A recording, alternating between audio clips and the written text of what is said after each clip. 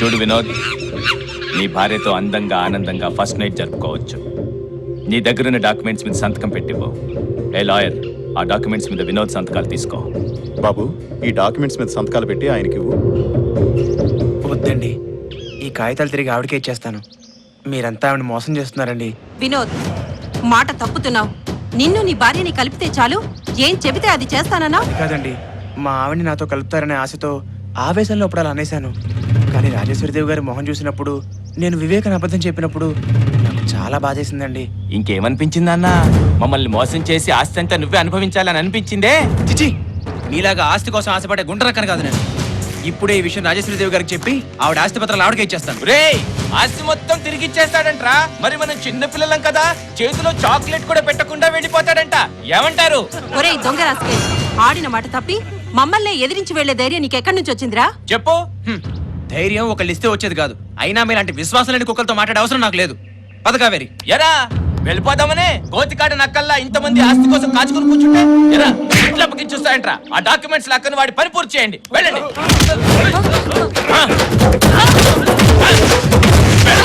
ఏమండి? రండి, చెప్పు జిల్లాని.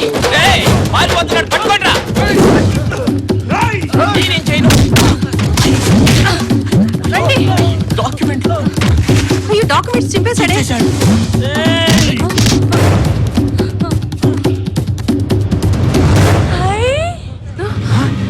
అచ్చుడు. Hello brother. బాగుంది. నేనే. మీరే మా ఆయన. మన సంగతి తర్వాత చెప్తాను, ముందు వాళ్ళ సంగతి తెలుద్దాను. రండి. వద్దు, రండి. అరే, మీ దుమ్ముతో తాగండి రా. రండి. అర్రే ఎరా, అన్నయ్య దెబ్బలు తిన్నారు, ఇంకా దోలు తిరలేదా? అటు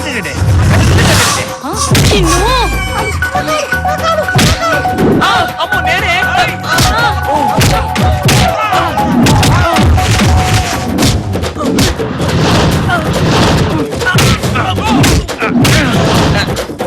అన్నా, నువ్వు కదా నన్ను కొట్టాల్సింది. నేను కొట్టనా?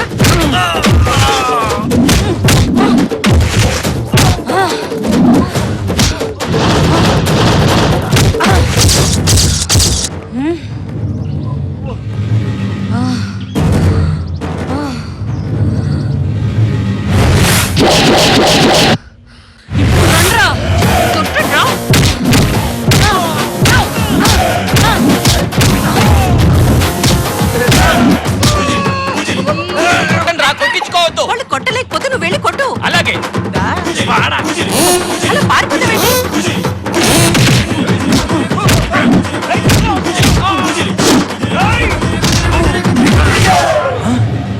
చూడు, ఈ దున్నపోతికి గాడిద బిర్యానీ, ఈ గాడిదకి దున్నపోతు బిర్యానీ.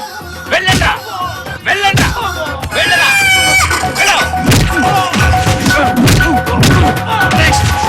ఏం కుమ్మేస్తున్నారు ఇద్దరు కలిసి? వారిని తస్సరోల బొడ్డు. నువ్వు రావు గోపాలరావు తక్కువ, నువ్వు సూర్యకి ఎక్కువ. నువ్వేంటి సినిమా చూస్తున్నావు? అయినా నీకు మా వదిలే కరెక్ట్. కేసులు ఉన్నాయా నీకు?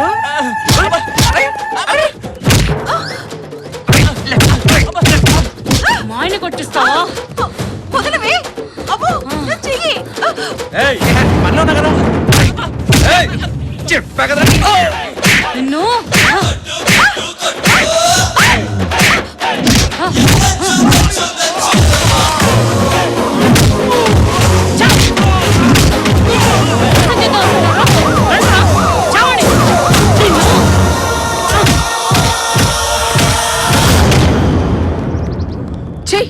విశ్వాసఘాతకురాలా, ఎక్కడో మురికిలో ఉండేదాన్ని తీసుకొచ్చి ఆశ్రయం ఇస్తే నాకే ద్రోహం చేస్తావా?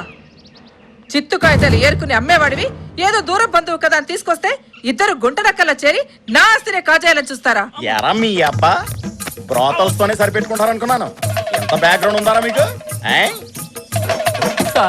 నన్ను కూడా కొడతారా సార్? అవును రే, నీ పేరేట్రా? తిక్కారావు సార్. అక్కడ చూస్తావేట్రా? ఎస్ఐ గారు, ఇతనే నాకు ఫోన్ చేసి చెప్పింది. Very good. నువ్వు రాజేశ్రీదేవి గారికి ఫోన్ చేయబట్టి మేము శరయాగంతో వచ్చి రెడ్ హ్యాండెడ్ గా మిమ్మల్ని అందరినీ పట్టుకోగలిగాంరా. ఒరేయ్, నీకు రివార్డు వచ్చేటట్టు చూస్తానులేరా. అయ్యా, మాదో చిన్న మనవి. ఏట్రది ఏమి లేదయ్యా మా దగ్గర నొక్కేయటానికి నగా నట్ర ఏమీ లేవు. ఆ తిక్కారావుడికి ఏదో రివార్డ్ ఇస్తానన్నారు కదా, అది మీరు తీసుకొని మమ్మల్ని వదిలేస్తారా? ఏయ్, అందరికి ఒంట్లో ఉంటుందిరా కొవ్వు. నీ మాత్రం ఎక్కడో ఉందిరా. నేను లాంఛం తీసుకోవడం ఎప్పుడో మానేశాను రా. పదండ్రా స్టేషన్కి. ఎస్ఐ గారు, వీళ్ళని కూడా అరెస్ట్ చేయండి. వీళ్ళ మొహాలు చూస్తేనే పంచమహాపాతకాలు ఈ చుట్టుకుంటాయి. మొహానిక్క అల్లజోడు పూల సొక్క మేసం అవసరం అట్రా. బాబు, అమ్మా నన్ను క్షమించండి అమ్మా. వివేక్ పేరు చెప్పి మిమ్మల్ని మోసం చేశాను. నా అసలు పేరు వినోద్. మీ ఆస్తి పత్రాలని చింపేశానమ్మా. నా ఆస్తికి వారసులు నువ్వు వివేక్. వివేక్ ఎవరో కాదు బాబు, నీ సొంత తమ్ముడు. మీ ఇద్దరు నా కన్న బిడ్డలు.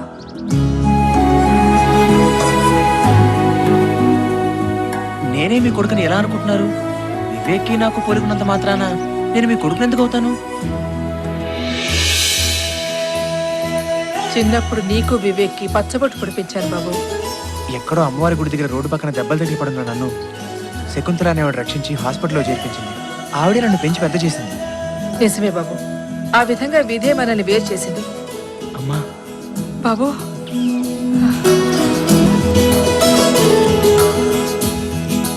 ఈ రోజే నీకు వివేక్కి బ్రహ్మాండంగా మొదటి రాత్రి జరిపిస్తాను.